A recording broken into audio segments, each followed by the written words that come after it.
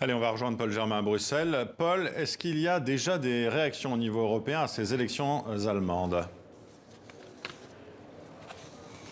Eh bien non, pas de grandes déclarations. On attend et on se dit qu'Angela Merkel sera peut-être encore chancelière à Noël, tant les négociations pour former un nouveau gouvernement à Berlin seront compliquées et longues. Mais vous savez, il y a quelque chose de très particulier dans ces élections, c'est que l'Europe a été quasiment absente de la campagne électorale.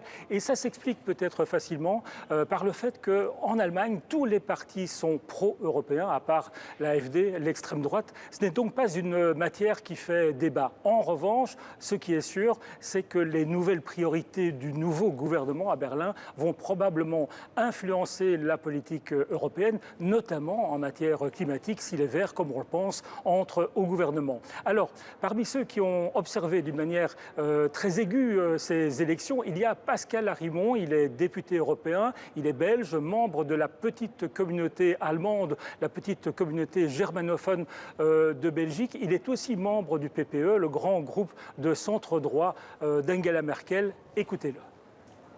Je suis fortement intéressé puisque ma langue maternelle c'est l'allemand, donc je regarde aussi les médias allemands. Donc depuis un an, je suis vraiment intéressé à ce qui se passe, comment les campagnes se font, quelles sont les fautes qu'on a commises.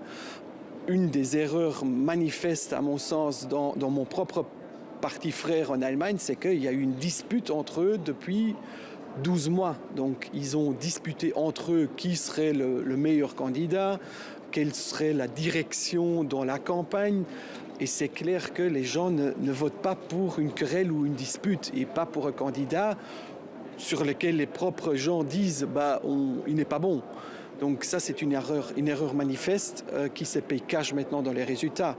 Moi, hier soir, c'était vraiment comme polar. Donc moi, j'ai suivi les résultats de minute en minute. J'ai regardé ces émissions qui donnent des signes qui peut avec qui et qui va faire avec qui. Donc c'est vraiment très intéressant et c'est même important, je crois, parce que il y a aussi un élément qui me satisfait, c'est que l'extrême droite et l'extrême gauche en Allemagne n'ont pas gagné. Voilà, merci Paul Germain en direct de Bruxelles avec nous. Merci aussi pour avoir recueilli la réaction de cet eurodéputé.